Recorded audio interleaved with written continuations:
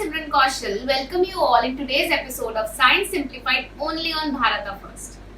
Through this platform, we provide the unique opportunity to ask questions related to science and technology, which will be answered by the experts.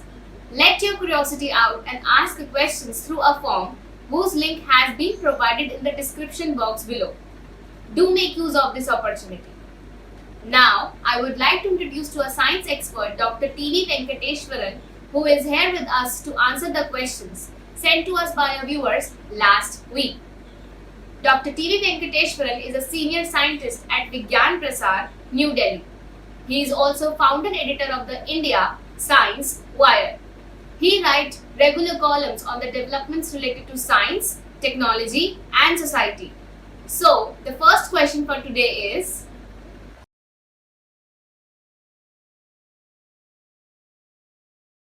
Hello, I'm Ekta. I'm a student of BSc.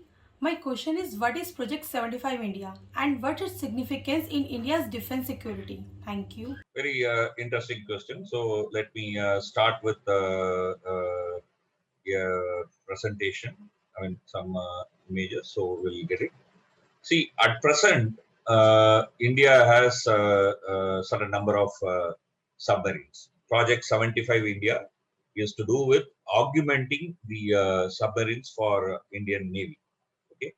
At present, we have some submarines which are Kalvari class. Okay. Then we have some submarines which we took from Germany, from Russia, and so on. All these are non-nuclear. Okay, so all these are non-nuclear. These are all non-nuclear submarines. And then we also have few nuclear submarines. Okay, which are powered by nuclear power, Indian nuclear navy, Aryad class, Chakra. These are all some of the submarines that we have. But we wanted to augment this submarine that we have with six submarines of non-nuclear class, okay, Kalvari type in 1997. So that was called as P75. That project was called as P75. Original idea was to acquire 24, but then finally the approval in 2014 was given for six submarines.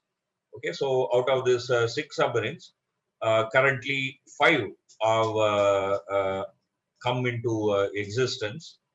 Okay, meaning that they have been constructed, but only three has been commissioned as of now. I mean, other two are going test and fitting and things like that. I mean, you need to do quite a bit before it can be put into service. That's right now going on. The first submarine under P75 was commissioned on 14 December 2017. So out of the six, five are currently with us. So the idea came that we need to augment this further with the six more of same type. That is how the P75I, I standing for India, came into picture. And in 2020, January 21st, the government shortlisted two Indian firms, one private firm and one public sector unit. Okay, so to construct. So the idea was that this time the construction will take place in India, and then to collaborate with this two shipbuilders, five foreign manufacturers have been shortlisted. So now these two manufacturers have to negotiate with this foreign manufacturer and then enter into a contract. Basically, with that, I mean, they will be able to continue building. Okay, this was the plan. And finally, on June 4th, 2021, the Cabinet Committee has approved the issue for request for proposal for this six submarines to these two firms with a total of 43,000 crores. So now these companies, two companies, both public sector and private enterprise can ask for request for proposal, tie up with the foreign shipbuilder, and then build this six submarines in the next few years. That's the idea. So the project 75 India is supposed to give, for example, one of the largest Make in India projects, where with the international collaboration, you will be making submarines Second is it'll provide self-reliance in terms of getting technology and at the same time having nuclear, the submarine power. Okay, so these are the some of the expected outcomes of this. If you look at the current submarine fleet, China tops with 79 submarines, and US follows with 68 submarines, and Russia is having about 64. And if you look at India, we have about 17 plus one which has been recently added, so about 18. And this is the international situation. Given the fact that we have a very large ocean surrounding us and then economic zone, we are looking at increasing our submarine fleet. And this Project 75 India is expected to provide that and also provide some amount of parity with some of our neighbors for our own purpose. That's the idea of Project 75 India. That's it.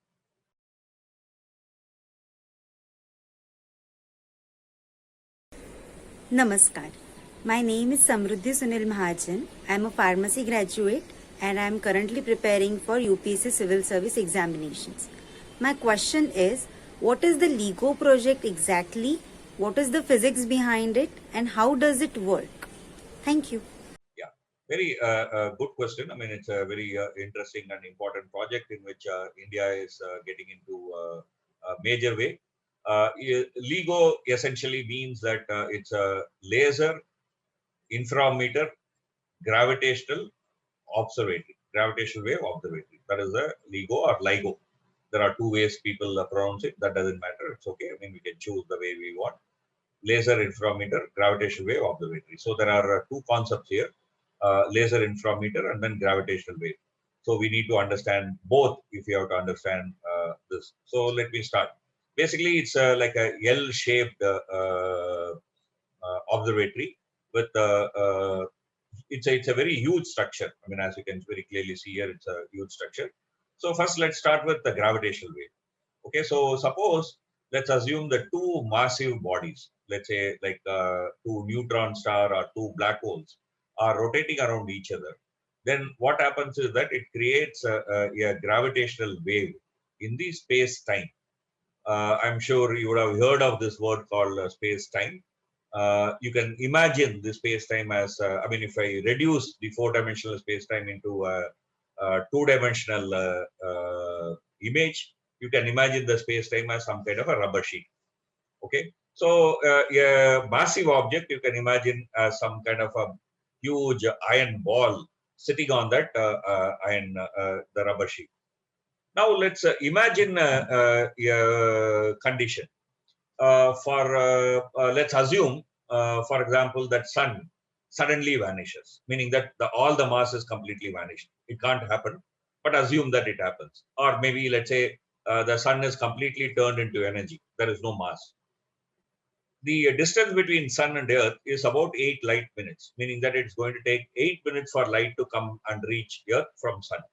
So which means even the signal that sun has changed will take about 8 minutes to come us. Okay. But on the other hand, if you look at near the sun, for example, because of the absence of sun, whatever curvature the sun was creating in the space-time would have gone, right? So it is going to take 8 minutes for us to reach. So it means that it will travel like a ripple on the space-time. So this ripple is what we call as space gravitational wave. Okay. So the gravitational wave occurs even when you are walking. Okay. Any mass which is changing its place will create a gravitational wave.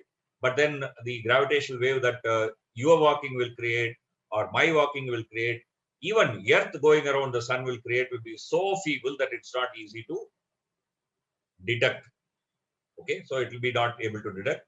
At this point of time, we have only detectors which can detect gravitational waves created by binary black holes which are coming closer to each other and falling on each other, or a neutron star and a black hole, or a two neutron star pair going around itself and then combining to become a black hole.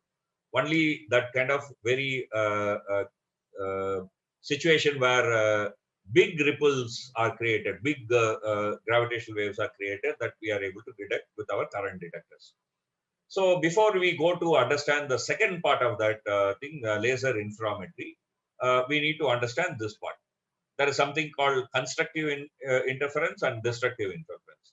Imagine two waves, okay, of same frequency. When they combine, they produce the same wave, but the amplitude increases. Okay, the wavelength remains same, frequency remains same.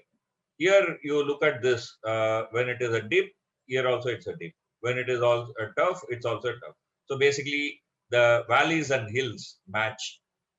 Okay, valleys and hills match. When they happen like that, they produce a constructive interference, meaning that the wavelength remains same. If it is light, of course, the frequency will remain same, but only the amplitude changes. Okay, so it's a constructive interference. But suppose if they are exactly mismatched by one phase, like when it is valley, it's a hill here.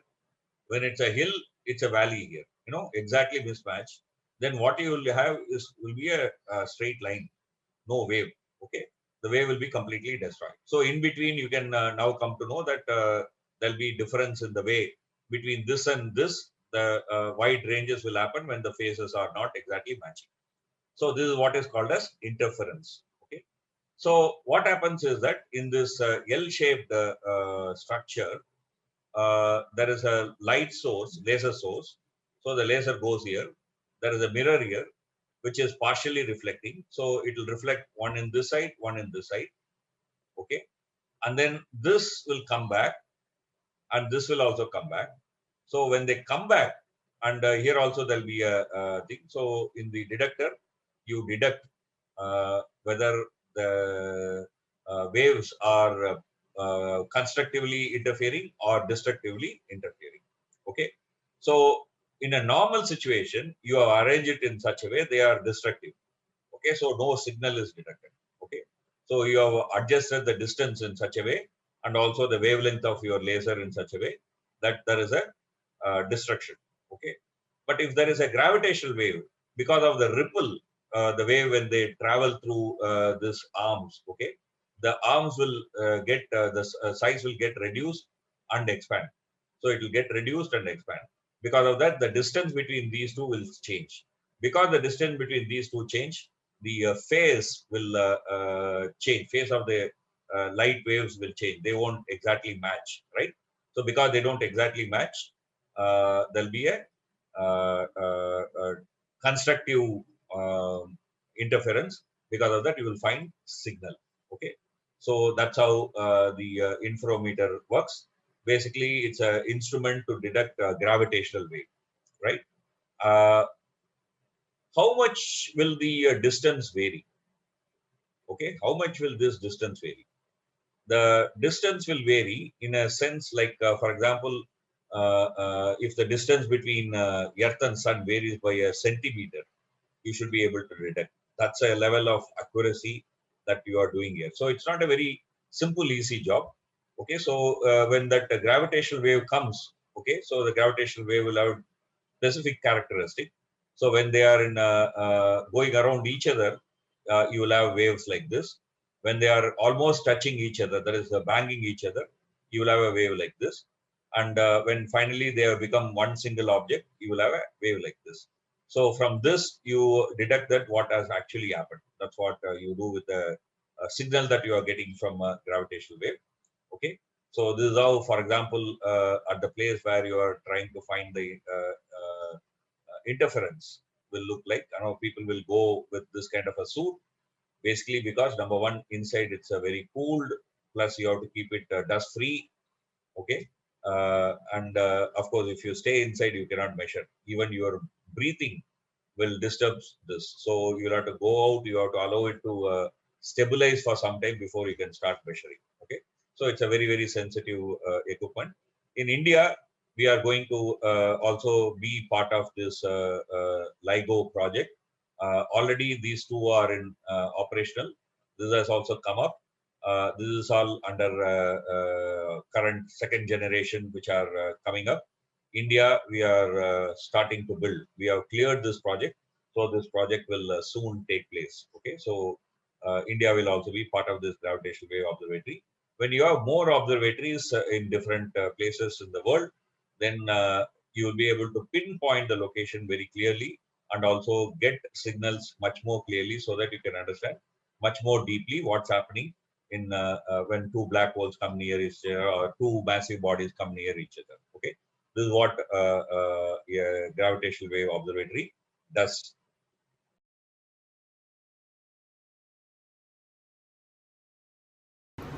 Hi, I'm Aparna.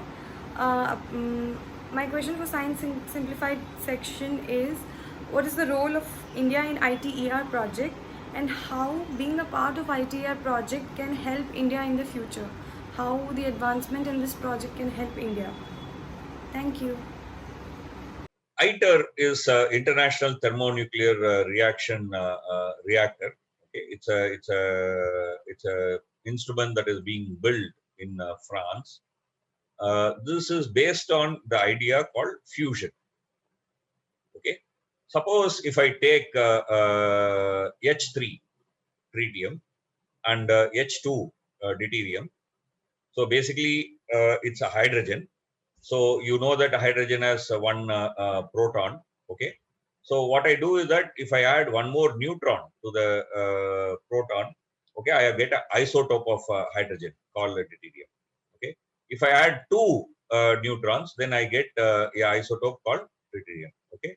So if I combine these two, okay, if I combine these two, I say very simply combine these two, but that's not that something that can happen that simply. Okay, we'll get into that. They will fuse. They will fuse, and what you will have is a helium and one neutron. And when they fuse, a lot of energy will be released. That's what will fuel your ITER reactor. This is the kind of fusion that happens in sun. So sometimes people also say that artificial sun, creating artificial sun. So basically, what we are doing is we are creating artificial sun, but the process of thermonuclear fusion that is happening in sun, in our laboratory condition or in instrument, and then harness energy. So we are looking for alternate energy sources. This is one of those alternate energy sources where the input material that you would need will be very, very small in quantity, but the output energy will be so huge that we can go away from all kinds of fossil fuel. Okay, so the heart of ITER, okay, is an instrument called tokamak. Okay, the tokamak will look like this. So if I open and inside I'll see plasma like this going around in a relativistic velocity, meaning velocity is comparable to that of light. Okay, so this one, for example, is going to weigh about 23,000 ton. That will be the weight of this. The at the core, okay, when in the plasma, you are going to have 150 million degrees centigrade. Now imagine if I have 150 degrees centigrade here, and I make this with some metal, okay, some steel or any such metal. If they come into contact, then immediately this will melt, right? Immediately this will melt. That's the end of it, right? So I have to somehow or other contain the hot plasma without touching. So basically, we generate what is called as magnetic bottle. Basically, using a high power magnet, you ensure that the plasma does not touch the surface. Okay, so that's what you do. And in the objective of ITER is to generate 500 megawatt of energy as an output. Okay, about 50 megawatt will be spent in the operation, and the 500 will come out. So which means you will have a net gain of about 450 megawatt. That's what is the plan. So this is how it will look. Okay. The one of the important component of this instrument is called as Kyrosat. Okay, Kyrosat is a very important object. Kyrosat, by the very name you can understand, is what is keeping things cool. Okay, so these are all Kyrosat. Okay, These are all kerosene. What is keeping the machine cool so that it doesn't melt, right? In addition to the magnetic bottle effect. So different countries are building different parts of this ITER mission. It's an international collaboration with countries like China, US, European Union, Korea, Japan, India are part of it. Okay, so India is building the kerosene. Whereas, for example, the Korea is building the vacuum shield, and is also taking part in the vacuum shield along with Russia. Okay, so Russia, Japan, and European Union are building the diverter. Like colloidal field coil, that's a very key component. So that is being built by China, European Union, and Russia. Okay, so the feeders are being built by China. Like this, different countries are contributing by their technical know-how and production. So one out of this, because we are all internationally collaborating, the knowledge is shared. So by being part of this, India will get the knowledge of how to construct and operate a tokamak. Okay, so future, if we want to build tokamak in India, we will have that.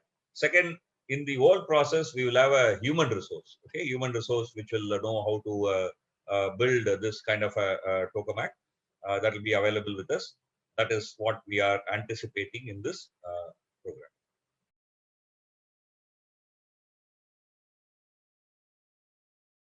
Hi, it's Priyanka. I would like to ask what is stem cell therapy and its advantages over the other therapies? What are the current regulatory challenges in India and other ethical issues concerning the stem cell research in India? Thank you. So let's first understand what is stem cell therapy. Now, let's say, for example, I have steel. Okay, from the steel, I can shape and make various kinds of tools, right? Various kinds of tools. In the same way, stem cells are cells, okay, which can become different types of cells. Okay, it can become red blood cells, it can become epithelial cell, it can become a neuron in our nerves. Okay, it can become a cardiac cell, it can become various types of cell.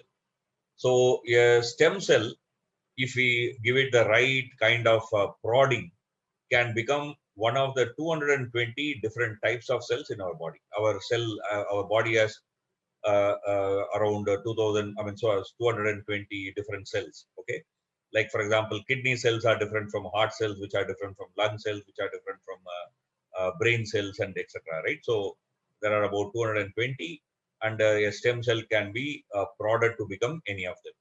So basically, stem cell are supposed to have pluripotency. Pluri means multiple, potency means possibility. So it has a potency to become any of these cells. We all know that when a fetus is developing, some cells develop into eyes. Okay, so then they become eye cells. Then those cells lose the ability to function as, let's say, for example, skin cell. But some cells out of the fetus become skin cell. But then those skin cells lose the ability to function as an eye, although all of them have the same information in genes. Okay, all of both the cells carry the same amount of genetic material. Okay, they lose this ability. They become differentiated. That's a technical term people use. They become differentiated. That is, in some sense, become a specialist. Okay, so the stem cell is something which has not become a specialist, and if you rightly tweak it, it can become one of the specialization. So how does a cell therapy work? For example, usually you take a stem cell from bone marrow. Okay, you take it. Okay, then you add synthetic growth factor and grow it. Okay, and then the stem cells are separated out. They are frozen and kept. And when you want to use the stem cell, you fill it and then you give it. Okay, stem then is returned to our body. So our body recovers in some time, maybe little longer. Okay, so this is a roughly the stages in stem cell therapy. Today, actually speaking, the stem cell therapy is largely used only in human knee joint. Okay, although people are working on various things. I mean, the knee joint one is something that a lot of people have worked and then seems to give results. Okay, so your knee joint, you get arthritis basically because the number of cells here which line between these two are getting reduced, are becoming fat. Okay, so if I collect the stem cell, inject those stem cells here, and then allow these cells to grow, then the arthritis can be cured. At this point of time, arthritis has no cure. You can only manage. Okay, you can manage the pain. You can manage the intensification of arthritis by doing some exercise and so on. There is no cure. Here you can have a reversible cure, meaning that you can get back your knee to function as good as anything. As far as regulatory framework is concerned, there is no specific regulation with regard to stem cell therapy other than the regular therapies. For example, you need a clinical trial and so on to ensure that it is safe. Okay, so the usual, uh, uh, uh, let's say, clinical trial rules apply to stem cell therapy also. Except that internationally there is a ban on doing research with respect to stem cell therapy when it is fetus. Okay, that is when the baby is growing. At this point of time, I mean, there is a ban on stem cell work with respect to baby. Basically, because there is a fear that it will lead to certain kind of designer babies and things like that, about which we are not very sure what will happen in future, right? So we should tread the path carefully. So there is an international regulation that one should not enter into fetus, okay, developing fetus. But otherwise, rest of the thing, there is no extra legal framework for stem cell therapy. But at this point of time, nowhere stem cell therapy has come into actual practice for wider use. I mean, one may have experimental use here and there. That's a different thing altogether. Okay, one should not mistake experimental use for wider clinical use. For example, many drugs are wider clinical use, right? I mean, when you get fever, you get paracetamol. That's a wider use, right? So that kind of a use, stem cell therapy has not come yet to that level, maturity, but will soon come. I mean, within the next decade, at least for some of the issues, like for example, this knee pain, arthritis, we are going to see stem cell therapy.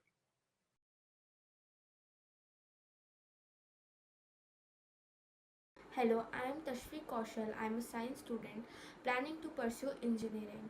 My question is, what is nanotechnology and how is it helping the health sector? So nanotechnology is basically technology that works at the nano level. Nano essentially means 1 billion.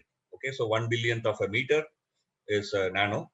So anything that works under 100 to 200 nanometers are supposed to be nanotechnology. So it can be nano robots, nano particle, various things can be utilized.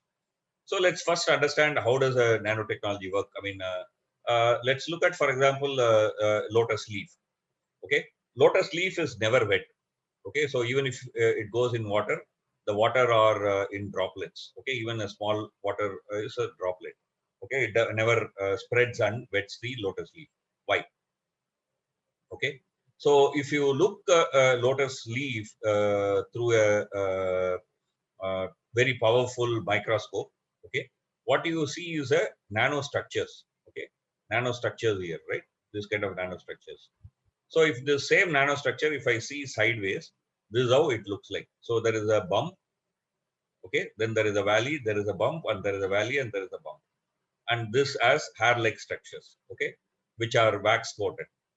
Okay, so what happens now is when a water droplet sits on it, okay, so the water droplet is because of the wax, I mean, the wax repels water, right? And plus the gap here is very less. So because of the water's surface tension, it could hold here. So the water droplets is like this on top of it. Okay, so it doesn't wet, so it can roll. It can roll on it. The water droplet can roll on it, right? So, and suppose if there is a small dirt here, the water droplet will catch the dirt and then roll off. So the lotus leaf is having what is called as self-cleaning property. So I can use this idea to create, for example, new materials. In an ordinary textile, okay, when a water droplet moves, the water droplet just passes, okay, unless otherwise you put some detergent and ensure that your cloth is wet, okay. If you don't use detergent and purely water, it just rolls away.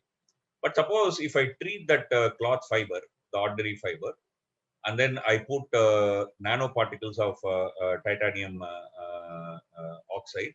For example, the nanoparticles are sitting on the edge. Okay, so you can see here.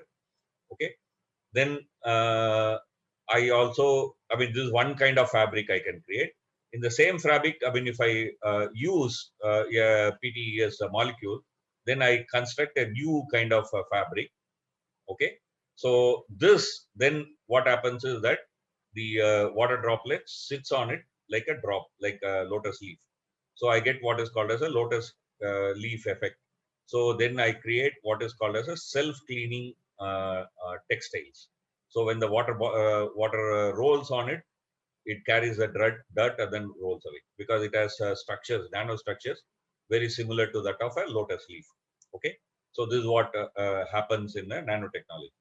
In medicine, we can use this nanotechnology for various purposes. Like, for example, we can create biosensors, we can make targeted drug delivery to specific cell, we can use in cancer therapy and hypothermia, about which I'll explain a bit later.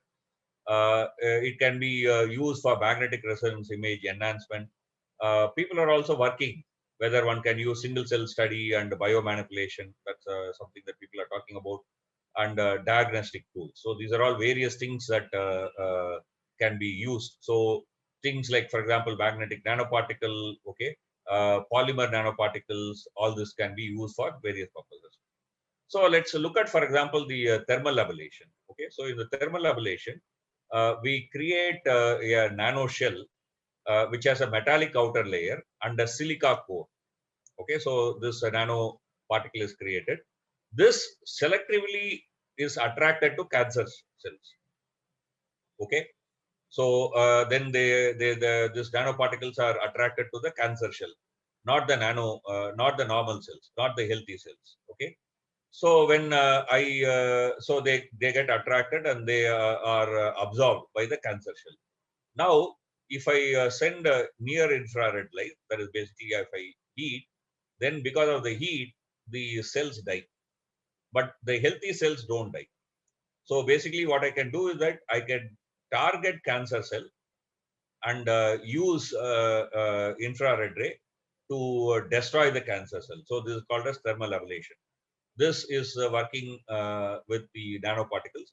So people are trying to find out the right kind of nanoparticle which will be non-toxic otherwise and so on.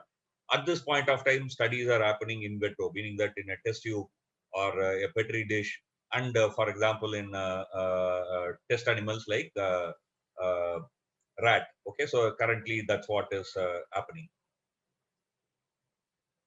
Thank you, sir, for your insightful explanation of the questions. On this note, it's a wrap up of today's episode of Science Simplified only on Bharata First. Be scientific, be inquisitive. For such amazing facts, news and content, please like, share and subscribe to Bharata First. See you soon.